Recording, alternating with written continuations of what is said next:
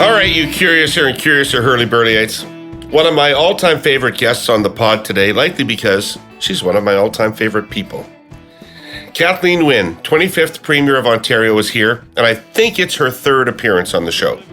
If you're a fan of the Air Quotes Media online universe at airquotesmedia.com, you'll also know that Kathleen is a regular contributor to Quotes, our written form of opinion pieces.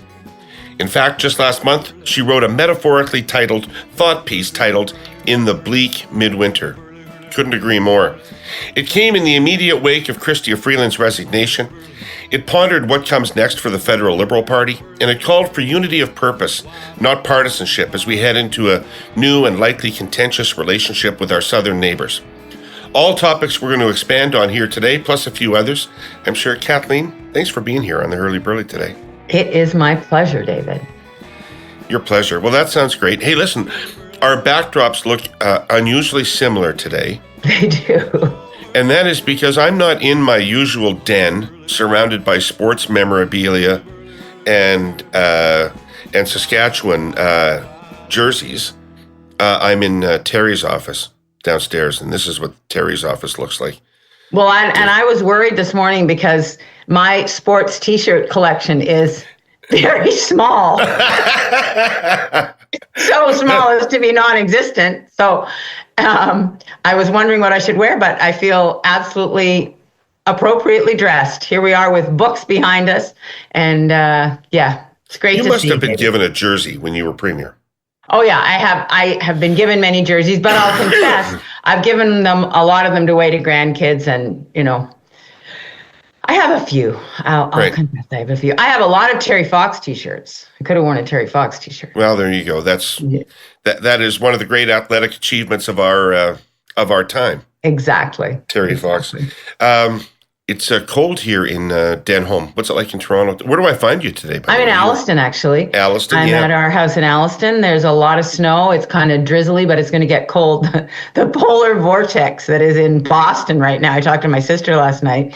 Apparently, it's coming to us. So we're getting ready for that. But yeah, it's been a good winter, actually. We've had snow. The kids have been able to play outside. My grandkids are going skiing today, so it's good.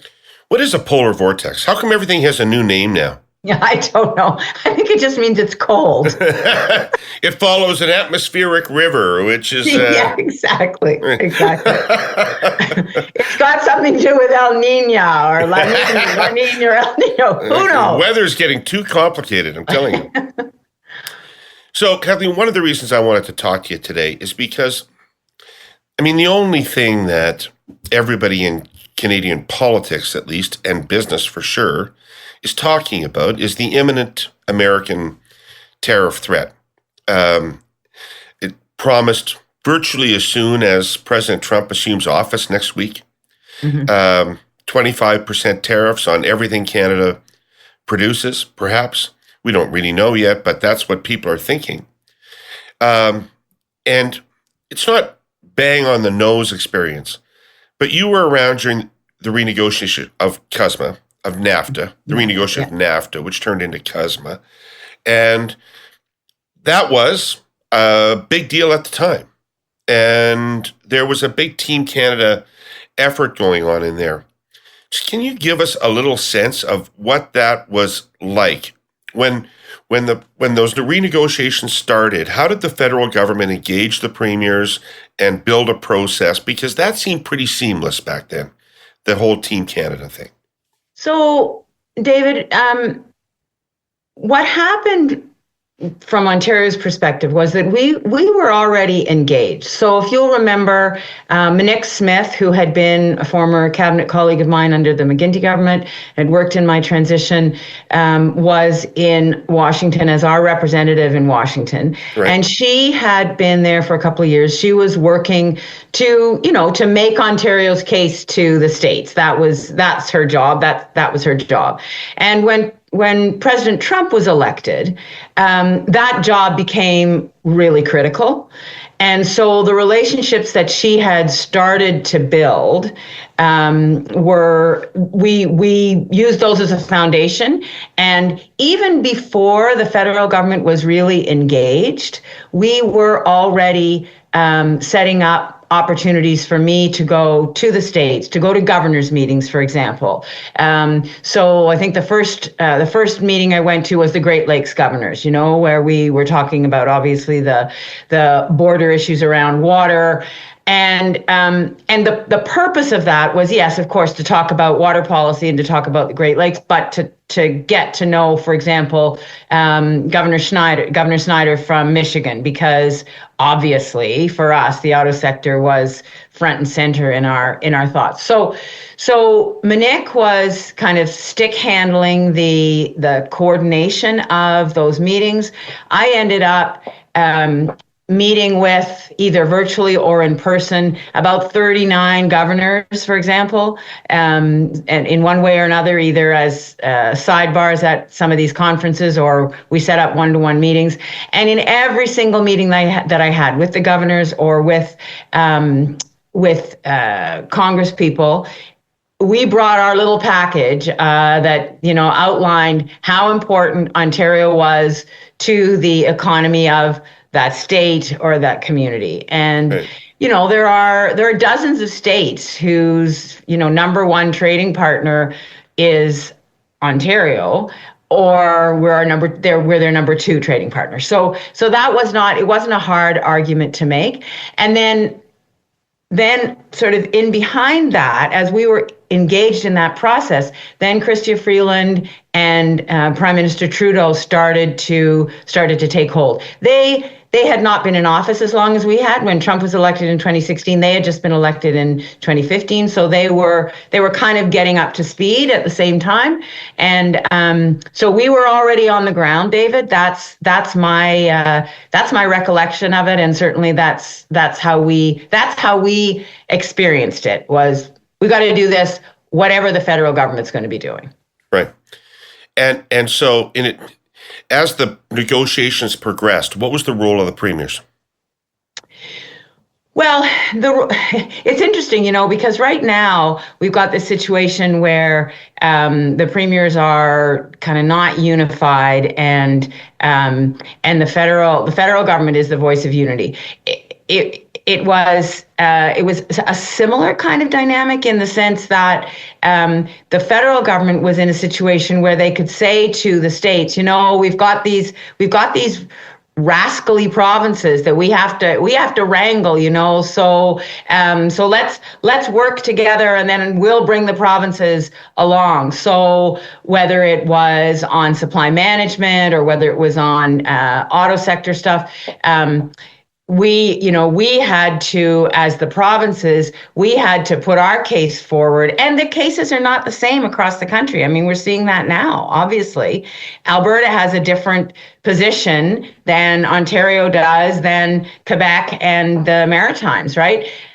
So we had to bring strong arguments to the federal government, and the federal government had to pull those together and then take over the main negotiation. That was how it worked. But, for example, when New York was threatening their Buy New York or Buy America policies, we actually had people on the ground in Albany who were arguing for a carve out for Ontario and Canada, so the provinces, the subnationals, were playing a really important role in the whole conversation at that point.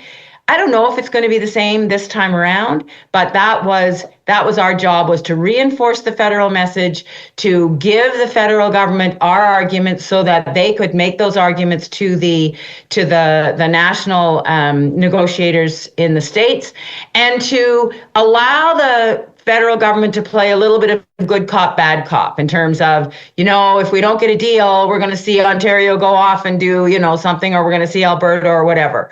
So I don't know, if that's what's going to happen this time, but that was what we experienced the first time around.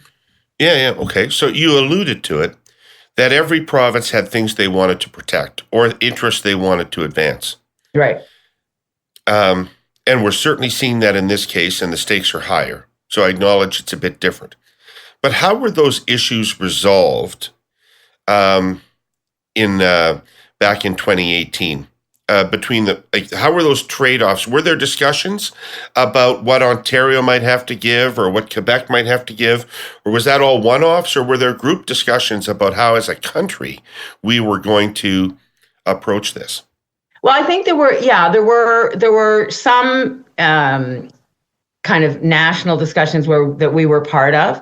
I'm trying to remember when the last First Ministers meeting was in that process, but there were coordinated conversations. But honestly, David, it was mostly the officials having discussions, and we as the politicians, we had our positions in terms of what was non-negotiable for us. So, supply management keeps coming up in the context of Quebec, but supply management is a big deal in Ontario as well, So there were issues like that we preferred not to have touched, and we made that clear to the federal government, and they knew that. And then obviously the energy issues from the West were challenging. But for us, the biggest issue was the auto sector, and keeping that supply chain open and not having punitive costs imposed on the materials that were going back and forth, however many times across the border, dozens of times across the border to get one auto manufactured. So those were the issues that we focused on. And then the officials worked with the federal government. We were honestly operating on, meet with the governor of Kentucky and have a conversation so he knows who you are, so that, you can have a conversation with him. I mean, I called Rick Snyder and I of Michigan, had many, many conversations about what was happening. Now, we were also talking about the bridge and, how we were going to navigate that. Yeah. But we also talked about, how to best support our respective governments in preserving that supply chain. Yeah. So back then, what were you hearing from the Americans you talked to? What was their understanding of the trading relationship? And even in the context of this 51st state business, what was their understanding of Canada? Well, I mean, there was no conversation about 51st state back. I mean, that's an added feature to this discussion, right? We didn't have that to deal with. And I would say that the governors that I spoke with were pretty knowledgeable. The governors more so than the reps from the House of Representatives or the Senate. They were less connected to the nitty-gritty of that relationship than the governors who really understood, because they were in conversations with auto manufacturers about where plants were going to go, and they knew they were in competition with us for auto plants. I mean, that job competition was very real for them. And they also knew that the supply chain, now we were talking about a supply chain that was three-way. I mean, it was obviously a North American supply chain, but they knew how important that was. We also went to Mexico in this time period as well to talk with representatives there. So I would say the governors were more aware, particularly the governors that were in the auto supply chain. They were the most knowledgeable. I would say the governors who were in the agricultural business, for the most part, they were less convinced that we were an important player with them. Wisconsin, not so much. They weren't so interested in the conversation. And I'd say the senators and the representatives were not as familiar with who we were. But we had good conversations. What would you say that would make an impression on them? Sorry? What would you say that would make an impression on them? Number of jobs in their jurisdiction, right? So if this is going to mean loss of, 2,000 jobs, that's what's important. This number of jobs in your state are dependent on Ontario, trade with Ontario. Those were the stats we were armed with when we went to those meetings. Right. Confession time, Herle Burly-ites. I'm a highly competitive guy. My high school basketball coach, Mr. Schweitzer, who told me to shoot more and jump less, would agree with that. So would most of Ottawa. I'm guessing you're not shocked.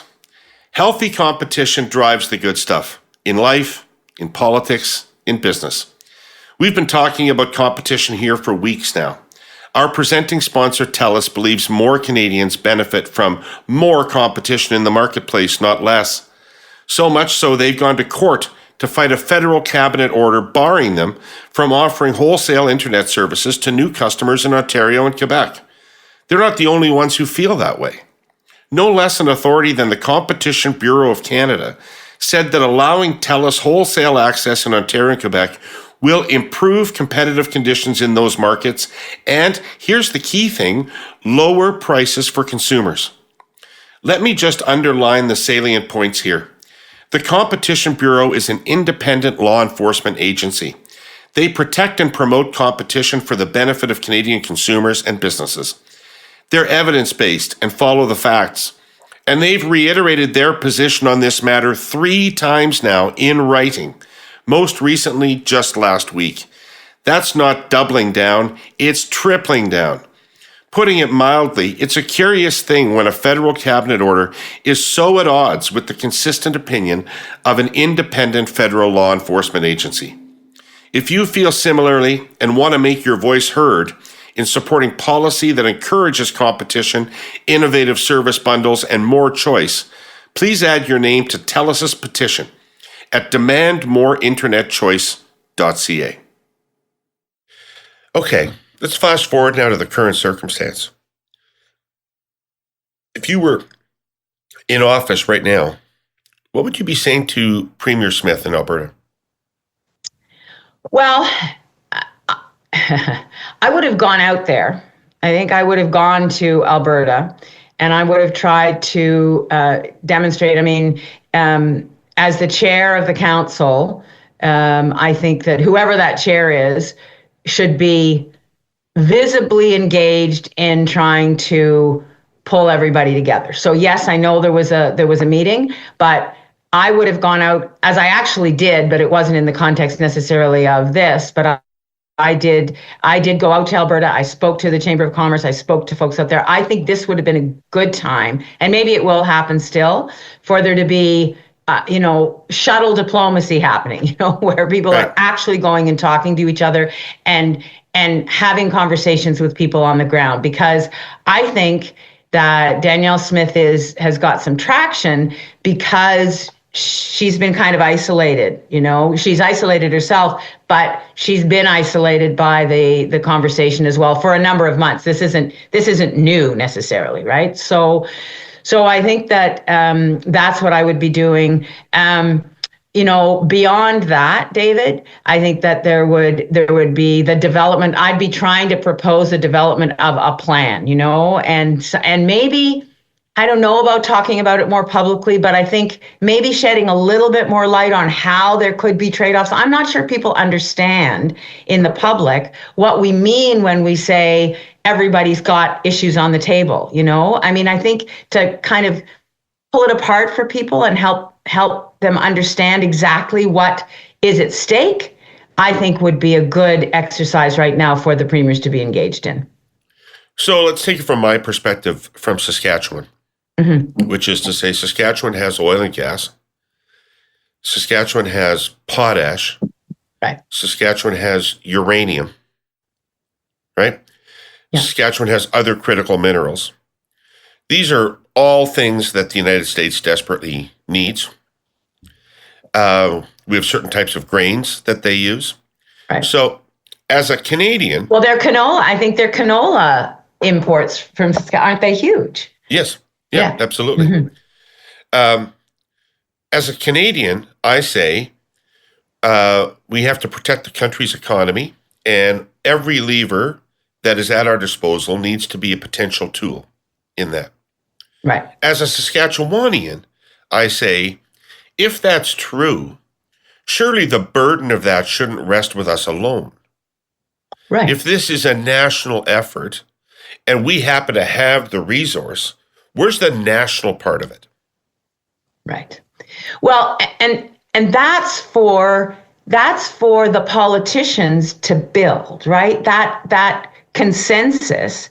But I guess my point is that if people don't really understand why potash and uranium are important, so when Doug Ford stands up and says, we've got all these critical minerals, and like it's a very high level general comment. I think people's eyes kind of glaze over. But if we could break it down a bit without saying what the strategy is going to be, but just so people understand what it is that we all bring to the table. In Ontario, we have this auto sector that has, the manpower, the brain power, the person power, the brain power, this residual acumen. We're leading in terms of developing battery technology. So we bring that to the table. That's important in terms of the relationship with the states. Saskatchewan brings what Saskatchewan brings. I just think that building that understanding of what it is we're talking about, what it is that not just that we want to protect, but that we want to develop in terms of that relationship with the states, or preserve the relationship with the states, and why it's great to have potash, but if we can't sell it, then that's not so great, right? So we need to maintain that trade relationship. Right. But somehow we need to maintain a sense of equity in this through the whole piece, right? Right. If other provinces don't have things that are as valuable, are they supposed to contribute financially to this somehow? I mean, how is it? I mean, I think where Danielle Smith has traction probably in Alberta is people saying, well, are we supposed to take one for the team? Because the team's never taken one for us. Yeah, right. I mean, that is why she is getting traction. That's what I mean. She's been able to make an argument that isolates her from the rest of the country. Right. But I think that the benefits of being part of Canada have to be emphasized. It's like when she said she was going to take Alberta out of the Canada pension plan. Yeah, that's a good idea, because that will cost everybody more and you won't have a secure retirement. So I just think that that's exactly what I mean, David. The big picture is not well understood. And the more we just talk about it province by province, and we don't have that plan. And so when I say, the premiers need to be actually talking to one another and be seen to be talking to one another, I'd love to see Doug Ford go to Alberta and have a conversation as the chair of the Council of the Federation, go to Alberta, have a conversation with Danielle Smith, talk to some of the folks in their boards of trade, and develop a relationship that I don't think exists right now, and then start to find some common ground. Where is the common ground that can be found between the premiers and Danielle Smith? And if you're right there, it's harder to say, well, there isn't any, because we are all Canadians. Yeah. We do share a value system on lots of things, and that's what we should be focusing on right now, not the stuff that divides us. Is that more important in the current circumstance where the federal government doesn't have perhaps the moral authority that it had when you were dealing with it in the first incarnation? For sure. I mean, that's why Doug Ford putting on a hat has been as compelling as it has. That's a nice hat, but because there's quite, pretty categorically a leadership vacuum at the federal level, at least for the next couple of months. It's even more important that the premiers demonstrate that they've got this, that they're working on it, that they're not going to let it spiral out of control, that Danielle Smith's not going to spin off into the stratosphere. I think it's really important that be made clear. That's why I think it needs to be a public, even though we can't talk about the strategy publicly. I get that, but I think we need to be talking about the problem and the landscape that we're dealing with publicly. Right. So if you aren't among the millions of people who've been tuning out of political news in the past few months, you've probably heard about the staggering trade disruptions the incoming American president is threatening to impose, starting on his first day in office. He has described trade-crippling tariffs as beautiful things. Well, our sponsor, CN, regards smooth, unhindered trade as a beautiful thing. Canada is by far the biggest trading partner of the United States. Total trade in goods and services between the two countries is nearly $1 trillion US. And CN is a crucial enabler of all that business. Take cars. CN transports more than half the finished vehicles sold in Canada, and a huge chunk of vehicles sold in the States.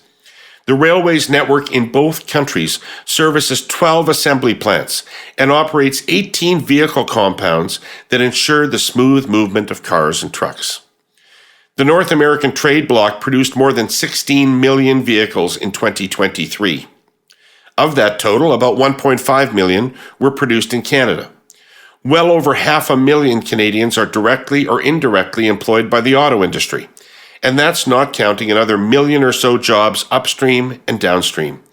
In the United States, that number is nearly 10 million.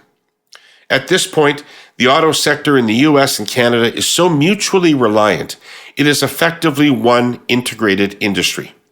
Consider this. A single vehicle's parts and components can cross the border as many as 8 times before final assembly. The trade arrangement that exists between Canada and the US is quite simply the most successful on earth. It spells jobs and prosperity for both countries in capital letters. As I said, a beautiful thing.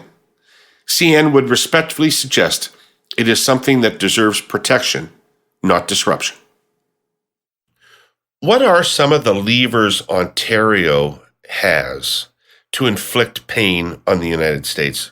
Premier Ford has talked about electricity exports, but if you were going to look at countervailing measures to these tariffs, what are the things that Ontario can most do damage to the United States with?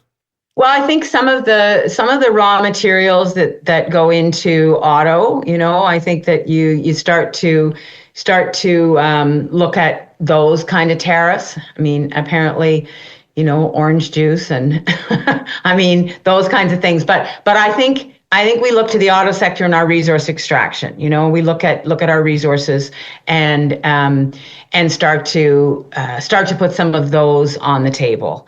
I mean, they're painful as hell, David. I hate to even think about doing it because it causes everybody so much grief. But that's where we'd have to go. That's where the bread and butter of our relationship is with the States. Right. And do we have the capacity to just, I'm sorry, I don't actually get trade. So do we have the capacity to actually just stop sending cars? Well, you're going to have to talk to somebody who's closer to the auto sector right now. But, the pain that would inflict on the Ontario economy, you talk about loss of jobs, it would be devastating, Yeah, but now you sound like Danielle Smith. Well, yeah, I do. Yeah. I get that. But this is what we're trying to avoid, David. Right. The point that Danielle Smith is making is that if we did that, it would be devastating. Well, I'm not going to argue with that. Of course, if we cut off those however million barrels of oil a day, it would be devastating for sure. But the strategy is to avoid having to do that. But in order to avoid having to do that, you have to be prepared to do it. Right. Okay. There you go. Yeah. Right. That's the point. I think if we look at what Trump's doing right now, I don't think he wants to annex Canada. Like, it would be a whole passel of trouble for him to annex Canada. I don't care if, 10, 15% of Canadians think it'd be a good idea. It would be a nightmare.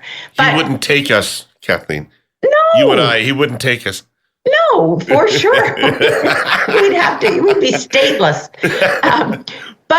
But he, he's a negotiator, so he's threatening that so he can get the tariffs. We have to be prepared to do these extreme things in order to have the conversation. And so that's why I think Smith's being naive in terms of the strategic position she's taking, because she's throwing up her hands and acting as though this is what's going to happen, instead of understanding that These are our cards. These are the cards that are on the table. Let's hope to hell we don't have to play them, but we got to figure out what they are. And yeah, we do have to play them or partially play them, David. That's the other thing. Yes, if you cut off the whole shebang, it would be a disaster. Maybe there's a period of time where there's, in Ontario's case, maybe there's a period of time where we are cutting off some, or we're putting a tariff on for a period of time. But we have to have a graduated plan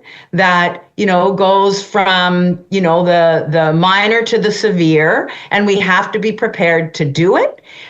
But we shouldn't be assuming that we'll have to get to that extreme and then throwing up our hands because that's what's going to happen when we haven't even entered the negotiation. We don't even know what he's going to say on the 21st. So I just worry that that the panic response actually plays right into his hands. Yeah. Is this a bilateral situation, or what's the role of Mexico in all this? And what was the role of Mexico the last time? Yeah, well, I mean, that's the other thing. It feels to me a bit like, as Canadians, we've kind of thrown Mexico under the bus already. I think because the border issues are so different with Mexico, that it's kind of a different relationship than Canada has with the States. But the reality is, David, that it is integrated for Ontario. The Mexico part of the equation is very real. It's not like Ontario, or not like Ontario and Kentucky can do without Mexico, without some of those northern jurisdictions in Mexico. So in terms of the auto sector. But I think that for the sake of the negotiation, Canada has decided we're going to go for the Canada-US relationship. And, Mexico's going to have to kind of fend for itself. That's what it feels like to me. I'm on the outside, but that's what it looks like to me. Did you get a sense back in 2018 that Americans viewed the Canadian relationship differently than the Mexican relationship? Yeah, I think there is a difference. I think there's more of an affinity for, certainly with the people I spoke with, there was more of an affinity to Canada. Now there's a whole language race issue there that is unhelpful, but it is a reality. And I think that people just relate more to, they've got relatives in Canada. They travel to Canada. Canadians travel. They know Canadians in a way that Mexicans are other in a different way. So that complicates the relationship for the Mexicans. And I think the Mexicans, honestly, David, I think the Mexicans are going to have to engage much more on the border crime issues, Yeah. And I mean, I know Trump accuses us of having the same issue, but it's just not the same. The northern border and the southern border are just not the same. So that distinguishes the relationship. Well, in our case, it's so fictitious that you have to believe that's not the reason. Right. That's just what they believe. Unless, do you know what he actually understands or thinks about? I don't know what the president-elect actually believes about what happens at the northern border. I don't know. I don't know how he understands that. Whether he thinks there is an equivalency between the northern border and the southern border. Who knows? I don't know anything about him or policy, but I've come to believe that he actually believes in these tariffs as economic policy. Yes. And as an instrument of U.S.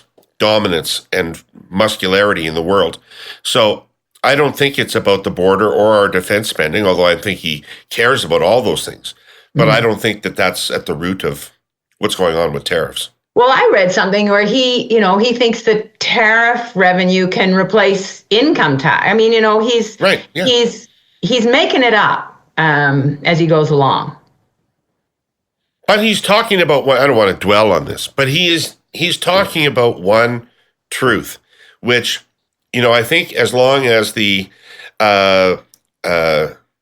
normal economic side of the agenda of the table doesn't recognize this, that liberalized trade, starting with Canada, US, then going to NAFTA, then going to China, all these things, hollowed out middle America. Right. Yeah. And so he he sees tariffs as a response to that, and he portrays to those working people that tariffs are going to bring that factory back that used to be there. And it may or may not bring that factory back, but we lied to those people, and I use the big we of all the people. We lied to those people back in the 90s. Well, you and I have talked about this before, that the big we did not do enough in that transition. We did not figure that out. And whether we lied to ourselves and to each other about what was happening, I think there's an element of that for sure.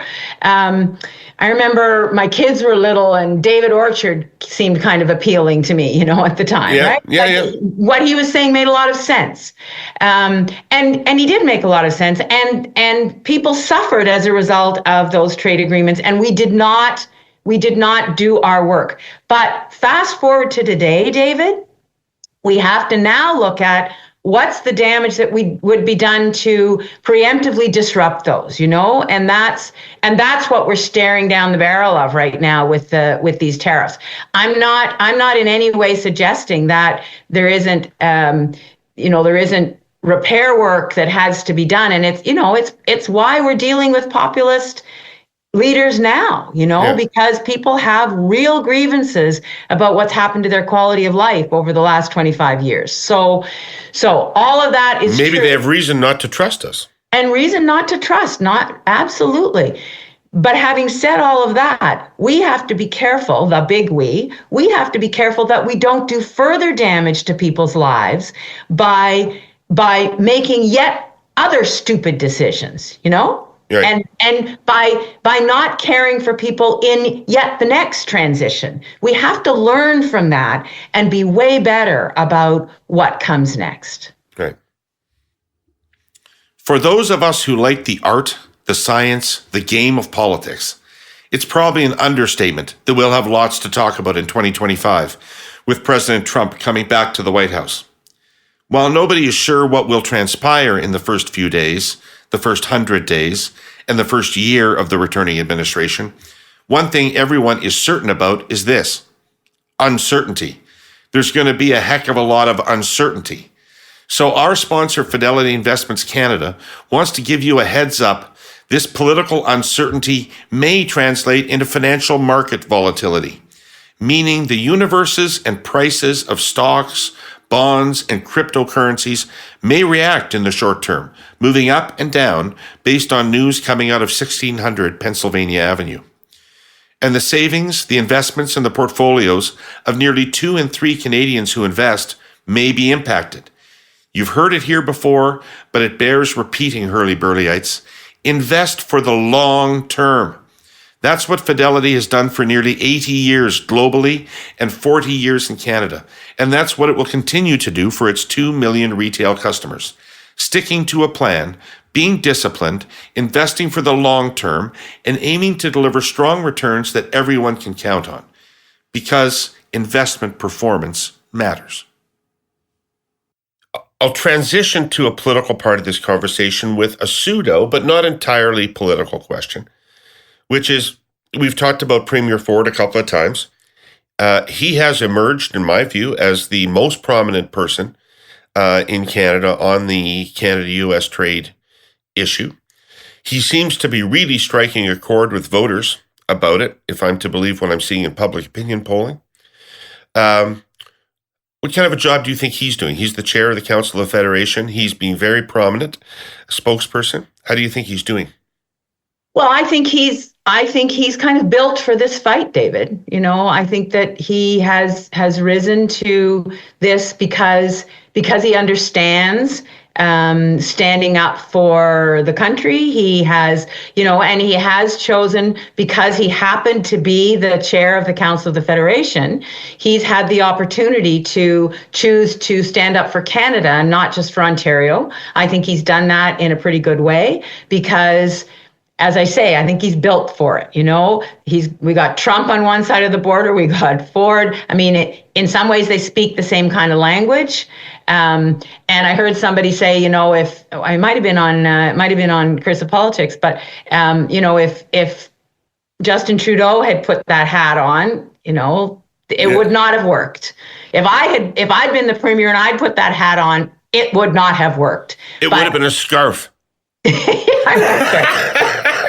would have had to wear a scarf. Canada's not for sale, swept around my neck, artfully. But the hat works for Doug Ford, and I'm glad he's doing it. I'm glad he did that. Having said that, David, that doesn't mean that he's governing Ontario in a way that is good, and I make that separation very, very clearly. So, he's making all sorts of decisions locally and in the province that are bad for the province. We can come back to that if you want, but in terms of being the council chair, in terms of the work he's doing, I do think there's now more that has to be done, as I said, in terms of pulling people in across the country and being explicit about what he's doing. But yeah, I think he's kind of built for this moment. And because there isn't strong leadership federally, he's had to fill a void, and the media have gone to him because he's the chair of the council. Right. So he is, it seems, going to call an election. Right. And he is going to argue that the circumstance that we find ourselves in was unanticipated in the last provincial election, that the stakes for the province are extraordinarily high, that he is laying out a path that may both cost the Treasury greatly in terms of compensation to Ontario workers and businesses, and that the retaliation, that whatever retaliation is, might have great impacts on the Ontario economy, and that he needs a fresh mandate to deal with that. Is there any legitimacy to that argument in your view? I don't know. I don't accept it at all. I think if he does, which I think is very questionable right now, that he would go to an election, but if he does go to an election, that is pure rhetorical cover for doing it's political cover, because you could argue the exact opposite. He's got a mandate to do what he needs to do to govern the province. He's spent billions of dollars on other things. So he's got a mandate until next year to govern the province. And B, it is a very precarious moment right now. That this is when Trump is coming in. This is when the arguments have to be made. The next 12 months are going to be really important in terms of what's going to happen in that relationship. So to throw himself into an election campaign and distract from that conversation, especially when we've got this federal vacuum, I think it would be wildly irresponsible. And I think the circumstances have changed. I know that he wants to run before what he thinks is inevitable, which is that Pierre Poilievre will be the prime minister. He wants to do that. He wants to run before the report on the Greenbelt comes out from the RCMP. Those are the political imperatives for him to have an early election. But I think that the circumstance has changed so much in the sense that Trump has been elected and Trudeau has stepped down, and there's a transition happening federally that I think it would be really irresponsible for him to go into an election right now. Right. Okay. They're obviously assuming that issue of dealing with the U.S. would overwhelm every other issue, and that would be the ballot question, and he's the obvious answer to that ballot question, right? Yeah, I get that, but it doesn't that argue for sticking around and playing the role? Like, how does being the man of the moment, like, much as it pains me to say that, but how does being the man of the moment argue for, well, I'm going to step aside now and we're going to have an election for 30 days? It doesn't make any sense to me. Well, politics is all about timing. I've had terrible timing in my life. You've had some shit timing too. But politics is all about timing, seizing the right time. It may not be substantively great, but it's probably politically clever. Because he's riding high. That's the argument you're making. He's riding high, so why not go now? And he's got an issue in which he's the obvious answer, which is where I'm going to go, which is, if you look at attitudes about this government, they're not that popular. You would have a list of things that they're not doing a good job of. And as near as I can tell from public opinion polling, most Ontarians would agree with you on all of them. Yeah. Do you want the right? list? Yeah, sure. Well, I think that you just listen to what the teachers federations are saying now. They're starting to run ads, and we know that in the schools there's underfunding. The per pupil funding's gone down. Teachers are really grappling with a lot of issues in the classroom. They don't have the resources that they need. You've got, as I said, we talked about, the lineup of people in Walkerton, Ontario, trying to get a family doctor. That was in the news this week. It's a damning image of people who can't find a family doctor or a nurse practitioner to do their primary care. We've got people struggling with mental health and opioid addictions, and there are policies that are being passed in this province right now that are going to put those people further at risk. You've got a housing crisis that is not the housing starts are not happening. Can I just stop you? There's a huge list. But I don't want to truncate the list. I would want to come back to it. But you said that, the safe supply and addiction treatment thing really feels to me like the consensus in society is broken down around how to deal with that. Yeah. And you may not like where they're going with it, but the status quo didn't feel to me like it was sustainable either. The EB government's had to acknowledge that out in BC. Yeah, I get that, David. And I'm not saying that there aren't problems with things that have been done. I chaired a meeting this week in Toronto of people who are concerned. So researchers and medical doctors and nurses and frontline people who have run the supervised consumption sites. And what they're worried about is that there's going to be more open drug use, that there are going to be more people who are going to overdose and die.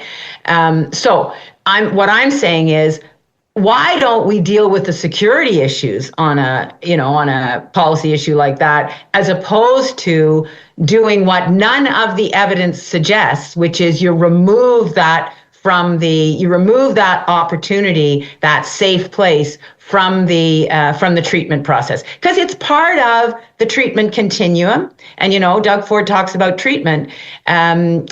There are lots of people who go to safer consumption sites who are on their way to treatment. Anyway, I know we're not going to have a policy discussion here, but I know it's counterintuitive to say that we should be supporting these things, because I know that public opinion, I've heard you talk about it, I've heard others talk about it, but the misinformation around what's actually going on and how things could get worse is really quite deep.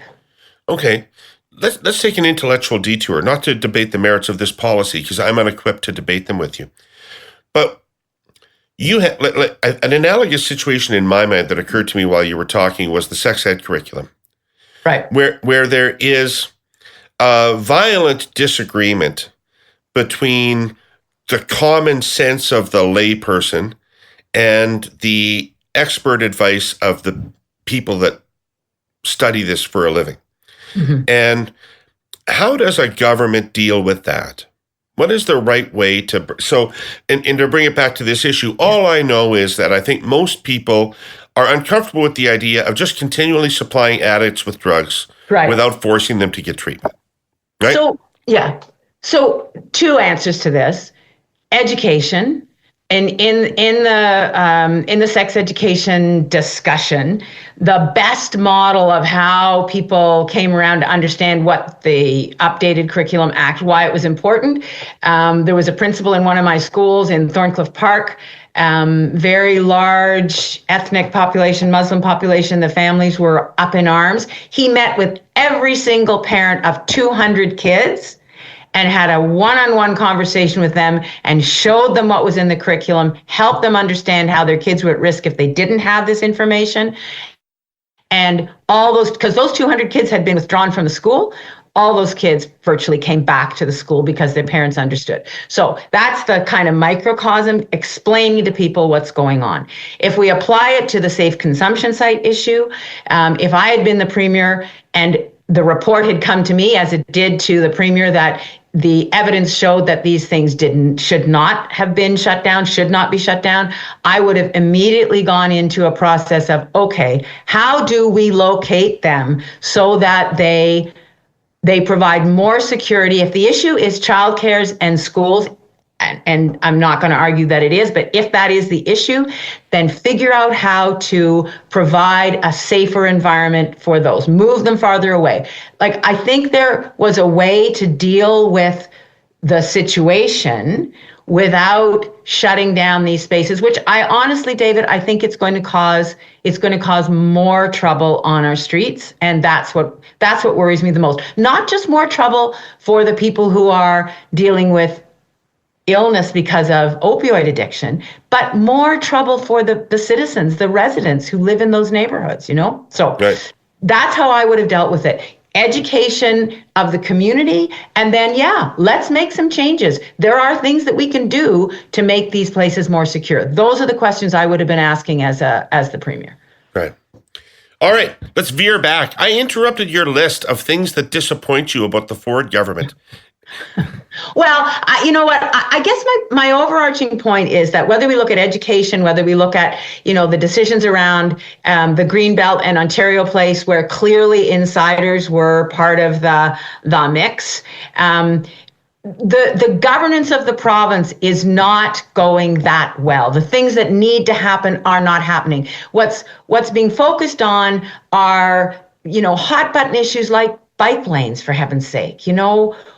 Bike lanes are the biggest issue when millions of people can't find a family doctor, and you got hospitals that, where there are staffing issues, where you got long-term care, where the COVID crisis seems not to have propelled the provincial government to take any action in long-term care. So all of those issues kind of bubble along. And meanwhile, yes, the premier's riding high because he's Captain Canada, but, that doesn't mean the province is being governed well.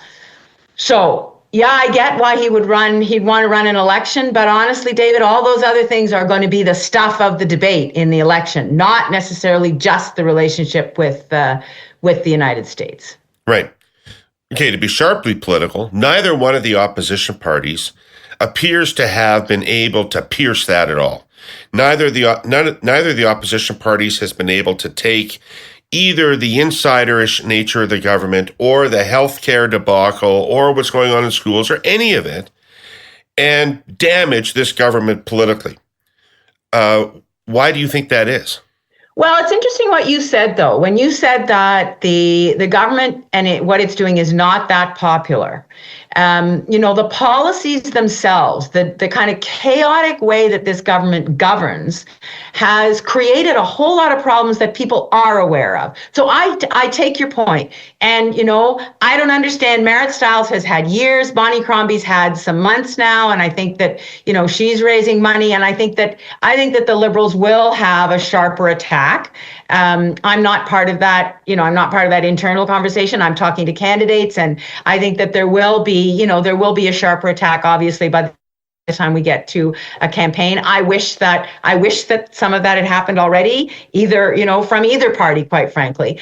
But I do think that the discontent among people on the ground is real, and that as we go into this provincial election, if we go in now, the opposition parties are going to be able to tap into that because it's not fictitious. It's real, and it's real among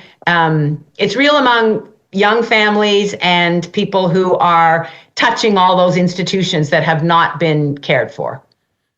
Yeah, I have a suspicion that now that Trudeau's gone, a lot of these provincial governments are going to find that there's more scrutiny on them than there used to be. Because I think Trudeau was sucking up so much of the negative oxygen in Canadian politics. Yeah. They were getting a bit of a free ride. Well, I think that's interesting because there has been literally no conversation about what's actually going on in our institutions. That Walkerton article is really the first time in weeks that there's been anything that's shone a light on, the governance of Ontario, for example. On that healthcare thing, like if we can't provide people with a doctor, mm-hmm. then we have to rethink this system somehow. Like, I've been the biggest Medicare fan in the world. And I've never seen an argument about any other approach that made me believe that it would be more effective. But holy God, you can't have a government monopoly and then not provide the service.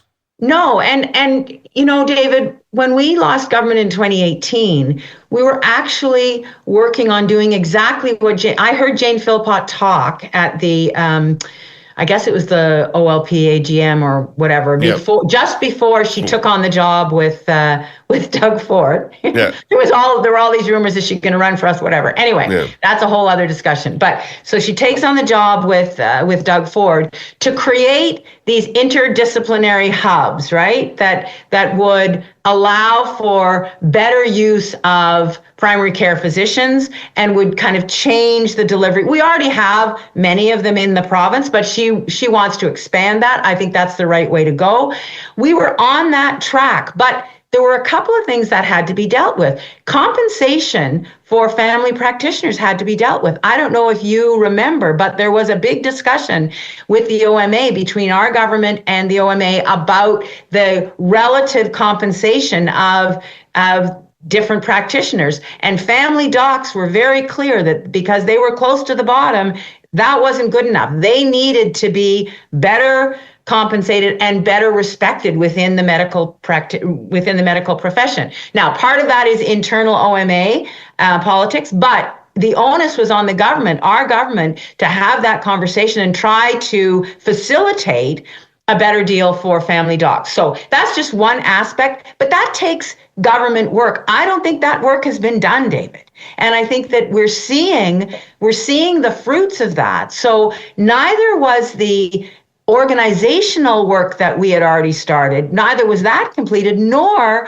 was the work to support family docs and nurse practitioners completed. So now we are 6-7 years later, and more doctors of my generation, the baby boomers, are retiring, and we haven't sped up or facilitated foreign trained professionals in the numbers that we need to become family doctors.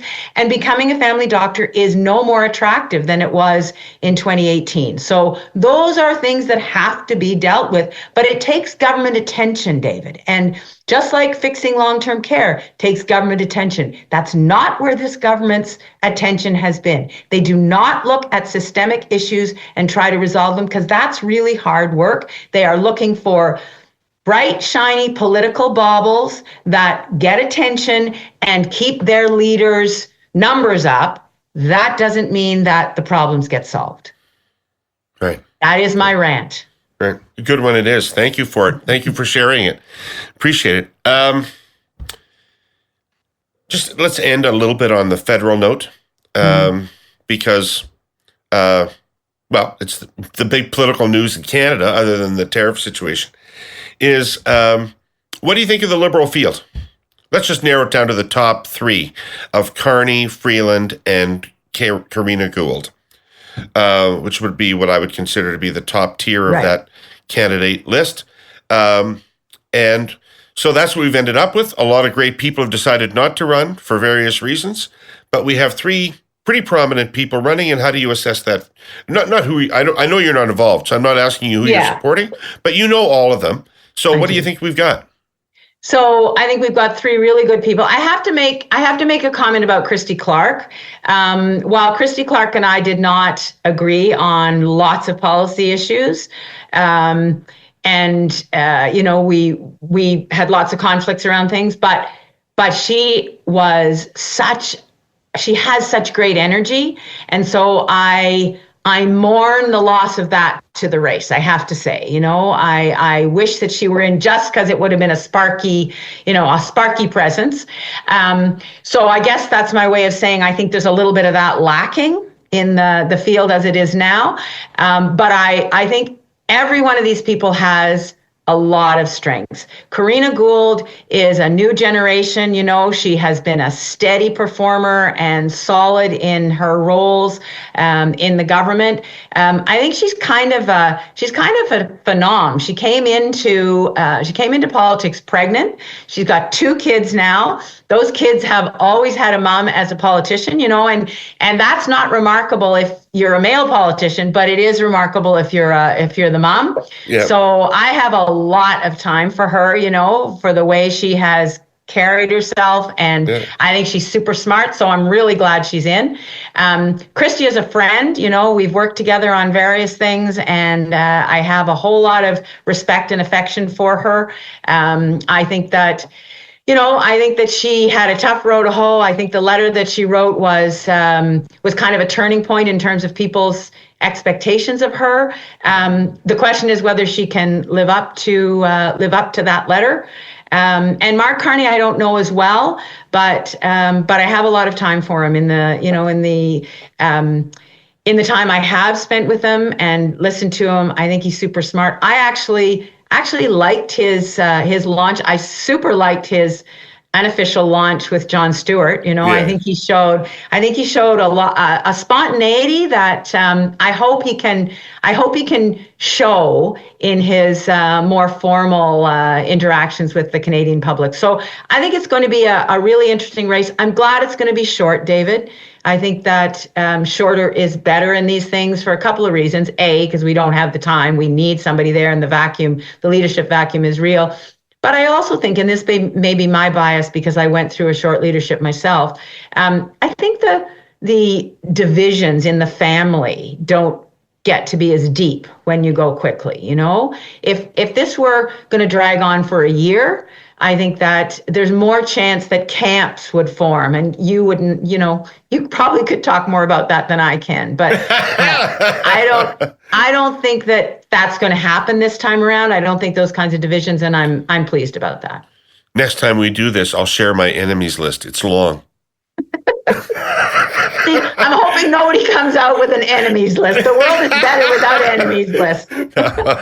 Mine just grows and grows and grows. Anyway. Oh, dear. That letter that you mentioned. Yeah. I mean, they were so close. It felt to me like you getting a letter like that from Deb Matthews. It's still mysterious to me how a relationship like that can fracture, and one side doesn't seem to be aware of it at all. Yeah, so what it does for me is it raises the question of what the relationship was, David. I just don't know. I don't think, I know what my relationship with Deb Matthews is, and for sure, getting a letter like that would have been devastating, but I also believe that wouldn't have happened because we talked a lot, So who knows? I don't think we have visibility into what the relationships really were. And what I do know is that it must have been painful. Whether that pain was visible or not, it had to have been painful, because even if the relationship wasn't as close as it was portrayed, it was one of the closest ones that existed, right? So it must have been gut-wrenching for her to write it, gut-wrenching for him to have to deal with it and receive it. So really, just a very, kind of a tragic end to what was a pretty strong partnership. Yeah, it's amazing. Yeah. So we'll end on this, I think. You did what liberals are desperately hoping one of those three people can do, which is you took over a government that was in the depths of popularity at the end of a long run in office, and in a province where the desire for change was very, very high after that length of time in office, and you managed to show enough change and position yourself to win a renewed majority mandate. So that is every liberal's greatest dream about what Mark Carney or Karina Gould or Chrystia Freeland could do. Right. What do you think the keys to it are?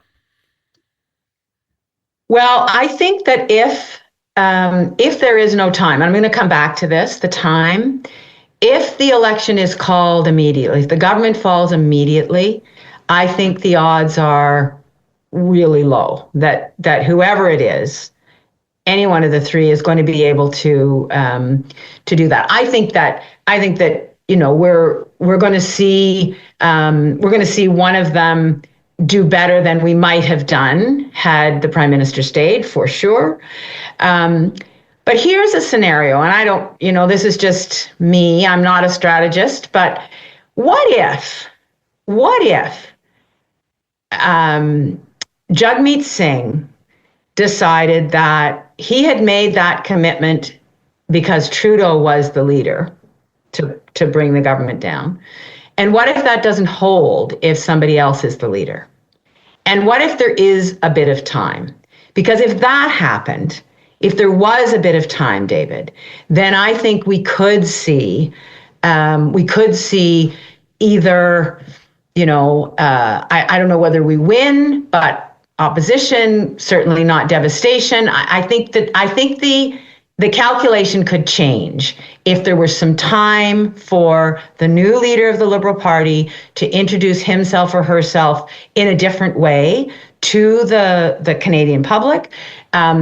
During the leadership, there would have been the differentiation with the previous government, whatever that's going to look like for each of the three of them, and then you build on that in the months where you actually try to hold the government. Because remember, when I became the leader, I immediately met with Andrea Horwath. I met with Tim Hudak because we were going right into a budget. We had to pass a budget.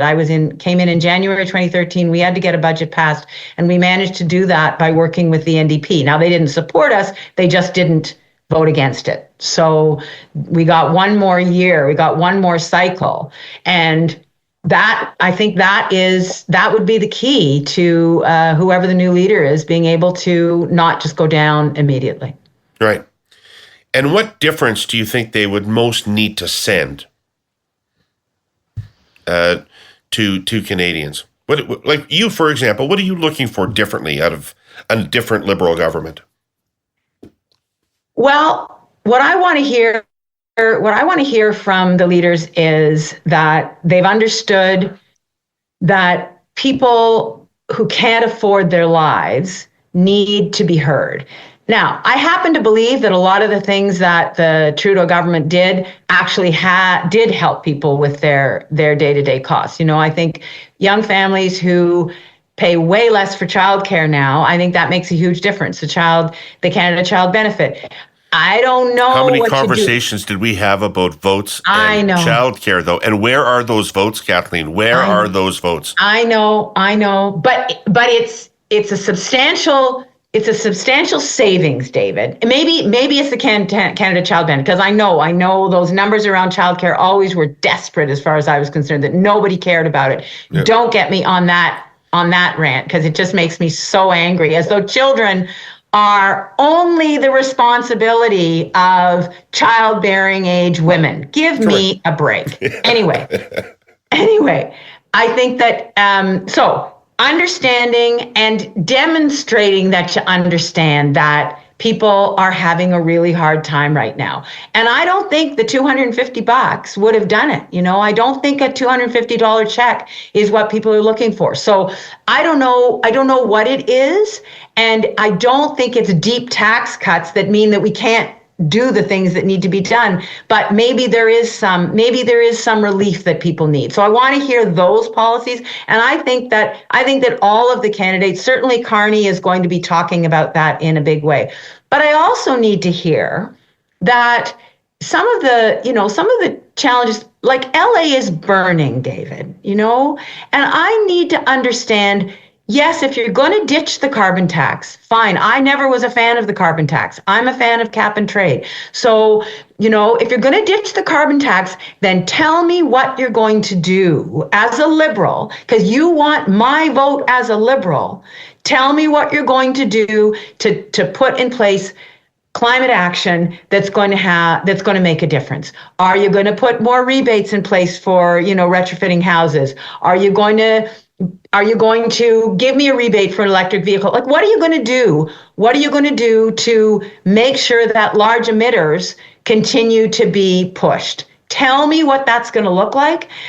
So those are the things that I'm looking for, because I know the carbon tax, I know that is a lightning rod and it has to go. I get that, but don't tell me that there's not something real in its place. I need to hear that. Right. LA is burning. Oh my God. Yeah, exactly. Okay.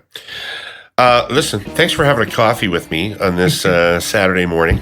It's a pleasure, David. Thanks for calling me. Yeah, it was so much fun to talk. I got to thank our presenting sponsor, Tellus, our sponsor, CED, and Fidelity Investments. All you Herle Burly-ites out there, thanks for sharing a warm cup of coffee on a cold Saturday morning with Kathleen and I, and we'll see you next week with more of the Herle Burly. Kathleen, thank you so much. Take care, David. Why